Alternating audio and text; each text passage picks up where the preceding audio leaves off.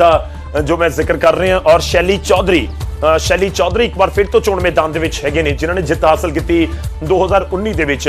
और दूजे पासे 2014 दे विच नायब सैनी खुद इत्थों जिते सी, पर इस बार उन्होंने अपनी सीट बदली है। विरोधियों ने इसनूं लैके भी खूब तंज कसिया कि लाडवा क्यों चले गए। खैर कुल मिला के गल यह है कि मौजूदा समय दे विच सीटां बदलण दा जिक्र या फिर कित्थों चोण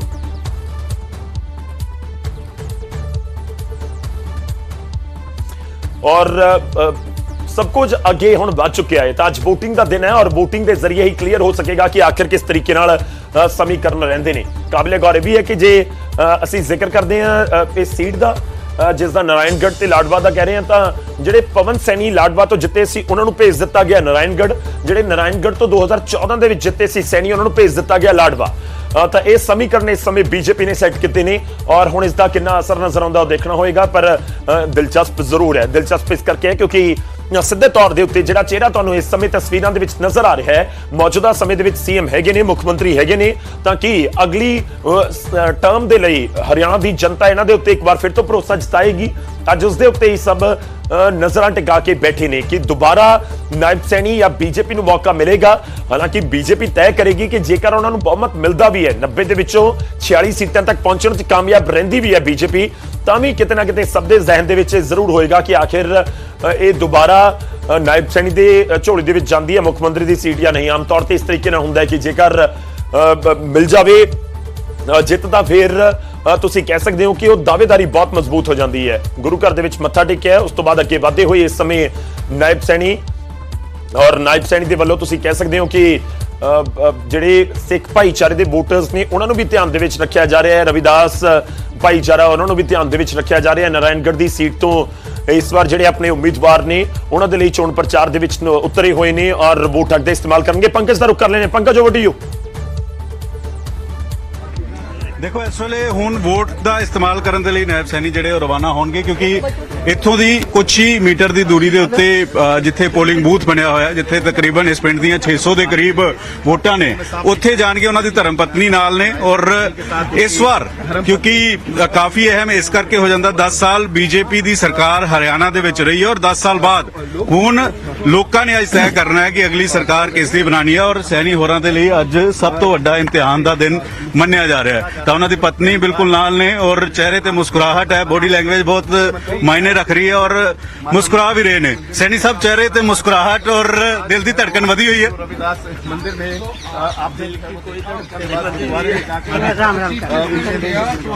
क्योंकि जिंदगी का सबसे बड़ा इम्तिहान है सैनी साहब आपके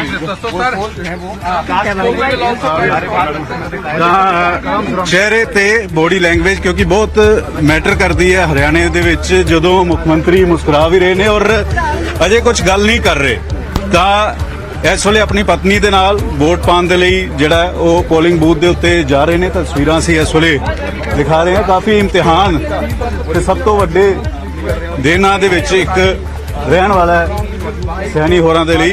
तां गलबात उन्हां दे नाल करांगे कि किस तरीके दे नाल किन्ना विश्वास उन्हां दे अंदर है क्योंकि बीजेपी दे लई सब तो वड्डा चेहरा ने इस वेले सैनी।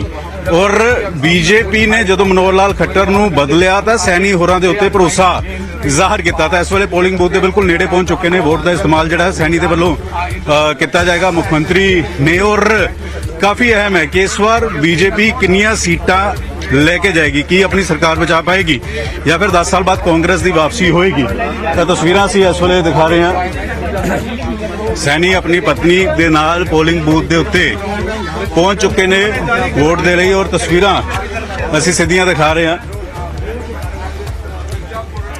जी बिल्कुल पंकज, जो तस्वीरों का जिक्र कर रहे हो, देखो नारायणगढ़ सीट अपने आप दे बड़ी इंपॉर्टेंट हो चुकी है।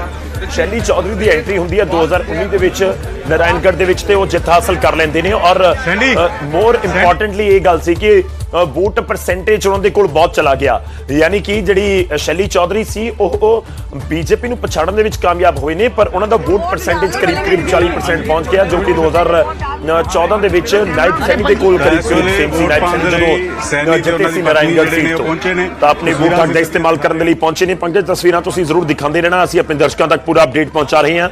इस समय नारायणगढ़ दीयां तस्वीरां, मिर्जापुर होर हरियाणा दे विच किस तरीके नाल पूरा घटनाक्रम वापर रहा है, अज वो भी तस्वीरों के जरिए असीं तुहाडे तक पहुंचा रहे हैं। पहला रविदास जी दे ਸਥਾਨ ਤੇ ਮੱਥਾ ਟੇਕਣ ਦੇ ਲਈ ਪਹੁੰਚੇ। ਸੀਐਮ ਨਾਇਬ ਸੈਣੀ ਤੇ ਉਸ ਤੋਂ ਬਾਅਦ ਗੁਰੂ ਘਰ ਦੇ ਵਿੱਚ ਗਏ, ਨਤਮਸਤਕ ਹੋਏ, ਮੱਥਾ ਟੇਕਿਆ ਤੇ ਇਸ ਤੋਂ ਬਾਅਦ ਹੁਣ ਆਪਣੇ ਵੋਟ ਹੱਕ ਦਾ ਇਸਤੇਮਾਲ ਕਰਨ ਦੇ ਲਈ ਪਹੁੰਚੇ ਨੇ ਨਾਇਬ ਸੈਣੀ ਔਰ ਇਸ ਸਮੇਂ ਪੋਲਿੰਗ ਬੂਥ ਦੇ ਅੰਦਰ ਗਏ ਨੇ, ਯਾਨੀ ਕਿ ਆਪਣੇ ਵੋਟ ਹੱਕ ਦਾ ਇਸਤੇਮਾਲ ਉਹ ਕਰ ਰਹੇ ਨੇ। ਤਾਂ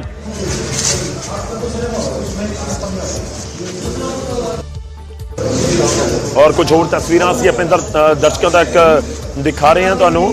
और आचार्य देवव्रत इस समय जिहड़े अपने वोट हक का इस्तेमाल करने के लिए पहुंचे ने, इन्हां दे कोल इस समय जिम्मेवारी गुजरात के राज्यपाल की है, गवर्नर की है, बहुत अहम अहुदा तुसीं कह सकते हो। और वो भी अपने वोट हक का इस्तेमाल करने के लिए पहुंचे हुए हैं। तो दिग्गज जिहड़े सियासी तौर के उत्ते पहुंचे ने, उन्हां दे वल्लों अपने वोट हक का इस्तेमाल किया जा रहा है। आचार्य देवव्रत इस समय पहुंचे हुए हैं, जो कि मौजूदा समय दे विच जिम्मेवारी संभाल रहे हैं गुजरात के गवर्नर के तौर के उत्ते। गुजरात के तुसीं कह सकते हो 20वें गवर्नर ने जिन्हां दे वल्लों यह अहुदा संभालिया गया और मौजूदा समय दे विच अपने वोट हक का इस्तेमाल करने के लिए हरियाणा, जो कि हरियाणा के नाल ताल्लुक रखते हैं, इस करके हरियाणा के विच पहुंचे हुए हैं। और काबिले गौर है कि समाल खान के नाल वो ताल्लुक रखते हैं। कुरुक्षेत्र के इस समय उन्होंने वोट कुरुक्षेत्र चा उत्थे पहुंचे हुए ने आचार्य देवव्रत अपने वोट हक का इस्तेमाल करने के लिए। तो हर कोई एक मैसेज का जो मैं जिक्र कर रहा कि एक मैसेज होंगे हर किसी के जहन दे विच कि जो बड़े लीडर पहुंचते हैं अपने वोट हक का इस्तेमाल करन, तो लोगों तक भी ये गल पहुंचती है कि वध तो वध अपने वोट हक का इस्तेमाल किया जाए। आचार्य देवव्रत का मैं जिक्र कर रहे हिमाचल प्रदेश के भी गवर्नर रह चुके हैं तो मौजूदा समय के विच गुजरात के गवर्नर ने। गवर्नर जिहड़े हुंदे ने स्टेट तो बाहर दे लगाए जाते हैं। जिस स्टेट के नाल तुसीं ताल्लुक रखते हैं आम तौर पर उत्थे दे गवर्नर नहीं होंदे, गवर्नर किसी होर स्टेट के होंदे ने। जिवें गुजरात के गवर्नर मौजूदा समय के विच जिहड़े हैगे ने हरियाणा नाल ताल्लुक रखते हैं। पत्नी, बेटा, पुत्रवधू, हम सभी ने भारत के संविधान के अनुसार दी गई स्वतंत्रता का पूरा उपयोग किया है और हम सब ने यहाँ मतदान किया है। और मैं चाहूँगा कि भारत के हरियाणा प्रदेश की सब जनता से आग्रह करूँगा कि वो अपने मत का पूर्ण रूप से प्रयोग करें ताकि हम एक अच्छे समाज, अच्छे राज्य के निर्माण में अहम भूमिका निभा सकें। हरियाणा चुनाव को कैसे देख रहे हैं, क्योंकि टफ कंपटीशन है। तो वोट हक का इस्तेमाल करने की अपील कर रहे हैं। इस सब दे विच वाले असीं तस्वीरां एक एक करके तुहाडे तक पहुंचा रहे हैं। और वोट हक का इस्तेमाल करने तो बाद नायब सैनी हरियाणा के मौजूदा सीएम ने वो भी बाहर आए ने, अपने वोट हक का इस्तेमाल उन्होंने वालों किया गया है। अपनी पत्नी के नाल वोट हक का इस्तेमाल करने के लिए पहुंचे हुए हैं मिर्जापुर नारायणगढ़ सीट के उत्ते। और मौजूदा समय हरियाणा के सब तो बड़ा चेहरा तुसीं कह सकते हो कि बीजेपी का हैगा है। मनोहर लाल खट्टर तो बाद जिन्होंने जिम्मेवारी सौंपी गई वो नाम नायब सैनी का। नायब सैनी ने ना सिर्फ अहुदा संभालिया बल्कि उन्होंने सामने चुनौती हुण दोबारा एक बार फिर तो सत्ता दे विच बीजेपी नूं लैके आउण दी भी है। मेवा सिंह कांग्रेस दे लाडवा सीट तो नायब सैनी के खिलाफ मैदान दे विच ने। और काबिले गौर यह भी है कि मेवा सिंह उत्थे मौजूदा विधायक ने, उन्होंने नाल मुकाबला। हालांकि उन्होंने वोट जी है नारायणगढ़ की, जो मैं पहला भी जिक्र कर चुकी हैं कि नारायणगढ़ के उन्होंने वोट है, इस करके वो नारायणगढ़ पहुंचे हुए हैं अपने वोट हक का इस्तेमाल करने के लिए ताकि दोबारा रिपीट कर सकेंगे एक बार फिर तो 2014, 2019, 2024 कि 2024 के भी सेम समीकरण नजर आ सकते हैं कि 2024 के बीजेपी उस तरीके नाल चोण मैदान के उतर के कमाल कर सकती है। काबिले गौर यह भी है कि जेकर असीं 2014 ते 2019 ਨੂੰ ਕੰਪੇਅਰ ਕਰਨ ਦੀ ਕੋਸ਼ਿਸ਼ ਕਰੀਏ ਤਾਂ ਦੋਵਾਂ ਦੇ ਵਿੱਚ ਫਰਕ ਇਹ ਸੀ ਕਿ 2019 ਦੇ ਵਿੱਚ ਬੀਜੇਪੀ ਦੇ ਖਾਤੇ ਦੇ ਵਿੱਚ ਸੀਟਾਂ ਤਾਂ ਸਭ ਤੋਂ ਜ਼ਿਆਦਾ ਆਈਆਂ ਪਰ ਕਿਤੇ ਨਾ ਕਿਤੇ ਬੀਜੇਪੀ ਸੱਤਾ ਤੋਂ ਦੂਰ ਰਹਿ ਗਈ, ਯਾਨੀ ਕਿ ਆਪਣੇ ਦਮ ਦੇ ਉੱਤੇ ਕਲੀਅਰ ਕੱਟ ਮੈਜੋਰਟੀ ਬੀਜੇਪੀ ਦੇ ਕੋਲ ਨਹੀਂ ਆਈ ਸੀ। ਤਾਂ ਉਹ ਵੀ ਚੁਣੌਤੀ ਹੈ ਇਸ ਵਾਰ ਕਿ ਜਿਹੜੀ ਵੀ ਪਾਰਟੀ ਸਰਕਾਰ ਬਣਾਉਣਾ ਚਾਹੁੰਦੀ ਹੈ ਜਾਂ ਸਾਰੀਆਂ ਚਾਹੁੰਦੀਆਂ ਨੇ, ਸਾਰੀਆਂ ਹੀ ਚਾਹੁੰਦੀਆਂ ਹੋਣਗੀਆਂ ਕਿ ਉਹਨਾਂ ਦੇ ਕੋਲ ਕਲੀਅਰ ਕੱਟ ਮੈਜੋਰਟੀ ਹੋਵੇ। ਕਲੀਅਰ ਕੱਟ ਮੈਜੋਰਟੀ ਦਾ ਮਤਲਬ ਹੈ 46 ਸੀਟਾਂ, क्योंकि 90 सीटां की विधान सभा है और 2019 के विच बीजेपी के खाते 40 सीटां ही आईयां, कांग्रेस के खाते 31 सीटां चलियां गईयां ते फिर बीजेपी ने जेजेपी की मदद के नाल सरकार बनाई। जेजेपी जिहड़ियां 10 सीटां लैके जाण कामयाब रही सी और इन्हां 10 सीटां की बदौलत ही दुष्यंत चौटाला करीब 4.5 साल तक उप मुख्यमंत्री के अहुदे उत्ते रहे ने और बीजेपी सत्ता दे विच रही है। हालांकि वो गठजोड़ टुट चुके हैं ਜੇਜੇਪੀ ਨੇ ਆਪਣੇ ਉਮੀਦਵਾਰ ਉਤਾਰੇ ਨੇ, ਬੀਜੇਪੀ ਵਕਤ ਤੋਂ ਲੜ ਰਹੀ ਹੈ। ਯਾਨੀ ਕੋਈ ਬਹੁਤ ਵੱਡੇ ਪੱਧਰ ਦੇ ਉੱਤੇ ਇਸ ਵਾਰੀ ਹਰਿਆਣਾ ਦੇ ਵਿੱਚ ਤੁਹਾਨੂੰ ਗਠਜੋੜ ਨਜ਼ਰ ਨਹੀਂ ਆਏਗਾ। ਕਾਬਲੇ ਗੌਰ ਇਹ ਵੀ ਹੈ ਕਿ ਜੇ ਜੇਜੇਪੀ ਔਰ ਬੀਜੇਪੀ ਦਾ ਅਸੀਂ ਜ਼ਿਕਰ ਕਰਦੇ ਹਾਂ ਤਾਂ ਉਹਨਾਂ ਨੇ ਜਿਹੜਾ ਅਲਾਈਅੰਸ ਹੈ ਉਹ ਵੀ ਪਿਛਲੀ ਵਾਰ ਇਲੈਕਸ਼ਨ ਤੋਂ ਬਾਅਦ ਕੀਤਾ। ਯਾਨੀ ਕਿ ਜਦੋਂ ਵੋਟਾਂ ਪੈ ਰਹੀਆਂ ਸੀ ਤਾਂ ਉਸ ਸਮੇਂ ਜੇਜੇਪੀ ਤੇ ਬੀਜੇਪੀ ਦਾ ਅਲਾਈਅੰਸ ਨਹੀਂ ਸੀ, ਪਰ ਜਿਵੇਂ ਹੀ ਵੋਟਾਂ ਕਨਕਲੂਡ ਹੋਈਆਂ, ਨਤੀਜੇ ਆਏ ਤੇ ਕਲੀਅਰ ਹੋ ਗਿਆ ਕਿ ਕਲੀਅਰ ਕੱਟ ਮੈਜੋਰਟੀ ਕਿਸੇ ਦੇ ਕੋਲ ਨਹੀਂ ਹੈ, ਤਾਂ ਉਸ ਤੋਂ ਬਾਅਦ ਜੇਜੇਪੀ ਦੇ ਖਾਤੇ ਦੇ ਵਿੱਚ 10 ਸੀਟਾਂ ਆਈਆਂ ਹੋਈਆਂ ਸੀ ਤੇ ਫਿਰ ਦੋਵਾਂ ਨੇ ਮਿਲ ਕੇ ਸਰਕਾਰ ਬਣਾ ਲਈ। ਔਰ ਇਹ ਤਸਵੀਰਾਂ ਅਸੀਂ ਤੁਹਾਨੂੰ ਮਿਰਜ਼ਾਪੁਰ ਤੋਂ ਦਿਖਾ ਰਹੇ ਹਾਂ। ਨਾਇਬ ਸੈਣੀ ਦੇ ਸਾਹਮਣੇ ਵੱਡੀ ਚੁਣੌਤੀ ਲਾਜ਼ਮੀ ਤੌਰ ਤੇ ਹੋਏਗੀ ਕਿ ਆਪਣੀ ਵੋਟ ਪਰਸੈਂਟੇਜ ਨੂੰ ਬਣਾ ਕੇ ਰੱਖਣ ਦਾ, ਔਰ ਦੂਜੇ ਪਾਸੇ ਜਿਹੜੀ ਜਿੱਤ ਹੈ ਉਹ ਹਾਸਲ ਕਰਨ ਦਾ, ਆਪਣੀ ਵੋਟ ਹੱਕ ਦਾ ਇਸਤੇਮਾਲ ਕਰਨ ਤੋਂ ਬਾਅਦ ਇਸ ਸਮੇਂ ਨਾਇਬ ਸੈਣੀ ਤਸਵੀਰਾਂ ਦੇ ਵਿੱਚ ਤੁਹਾਨੂੰ ਨਜ਼ਰ ਆ ਰਹੇ ਨੇ। ਕੁਝ ਕਹਿ ਰਹੇ ਨੇ, ਉਹ ਵੀ ਸੁਣਦੇ।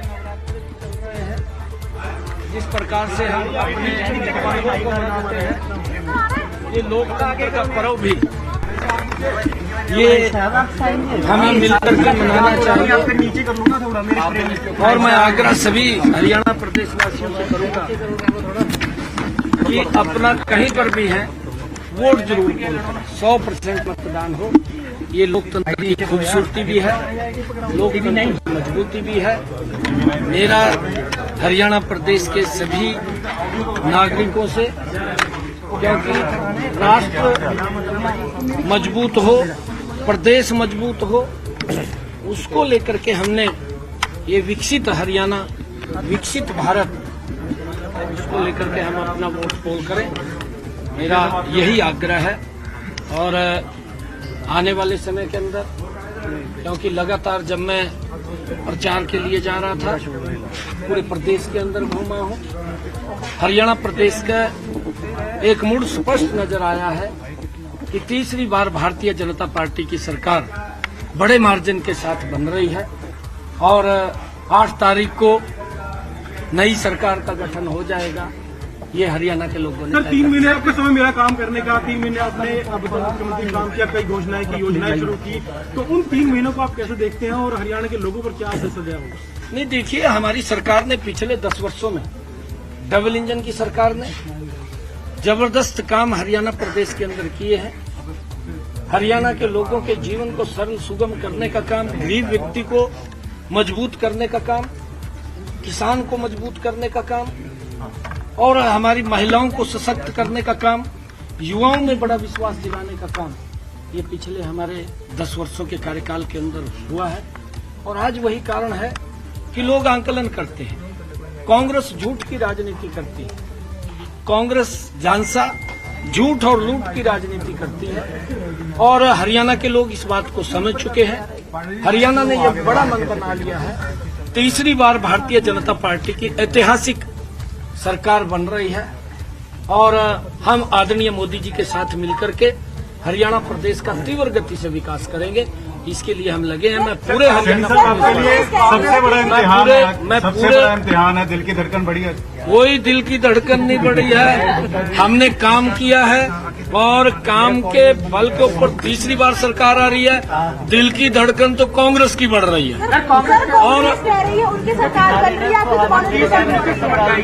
बार-बार ये कहा जा रहा है। वो तो मध्य प्रदेश में भी बोल रहे थे कि हमारी सरकार आपके सामने। मैंने ये बात नहीं कही, आपने दिखाई है चैनलों के ऊपर। उनके बड़े नेता बोलते थे मध्य प्रदेश के अंदर कि हमारी सरकार बन रही है। छत्तीसगढ़ के अंदर बोलते थे एक तरफा सरकार कांग्रेस की है, ये बोलते थे वो कांग्रेस के लोग। फिर यहाँ बोलने में किसी को पाबंदी नहीं है। हम कह रहे हैं कि भारतीय जनता पार्टी की सरकार तीसरी बार बहुत बड़े मैंडेट के साथ हरियाणा के अंदर आ रही है। ये बड़े विश्वास के साथ ऐतिहासिक सीटें आ रही हैं। कांग्रेस कहीं दिखाई नहीं देगी। बिल्कुल, किसानों ने जो हमने फैसले लिए हैं अप्रिशिएट किया है, स्वागत किया है हमारे फैसलों का। कांग्रेस को यह नसीहत भी दी है कि आप जहां आपकी सरकारें हैं, चाहे वो हिमाचल प्रदेश के अंदर है, चाहे कर्नाटका में है और चाहे तेलंगाना में है, आप वहां पर किसानों के लिए जो हरियाणा ने उनको एमएसपी देने का काम किया है वो आप वहां भी दें। और पंजाब के अंदर भी कहा है कि आप पंजाब में भी दें। परंतु ये बात करते हैं, बात करके लूट खसोट की राजनीति करते हैं। भारतीय जनता पार्टी मजबूती से तीसरी बार सरकार में आ रही है। मनोहर मुख्यमंत्री इस समय सैनी जो है वो बात कर रहे थे, आश्वस्त नजर आ रहे हैं और कह रहे हैं कि तीसरी बार सरकार जो है वो हरियाणा में बीजेपी की बनेगी। कह रहे किसान भी जो है वो साथ रहेंगे, ये आश्वस्त नजर आ रहे हैं क्योंकि चुनाव में बॉडी लैंग्वेज बहुत मायने रखती है और ऐसे में किस तरह से आज लोग तय करेंगे कि किसकी वोट। और ऐतिहासिक तीसरी बार भारतीय जनता पार्टी की सरकार हरियाणा के अंदर बनी। जी बिल्कुल सर, तो कितने आश्वस्त हैं? क्या कुछ लग रहा है कि तीसरी बार सरकार बन रही है? क्योंकि कांग्रेस लगातार बोल रही है कि क्लीन स्वीप होने जा रहा है कांग्रेस का। कांग्रेस की झूठ ਤਾਂ ਨਾਇਬ ਸੈਣੀ ਇੱਕ ਵਾਰ ਫਿਰ ਤੋਂ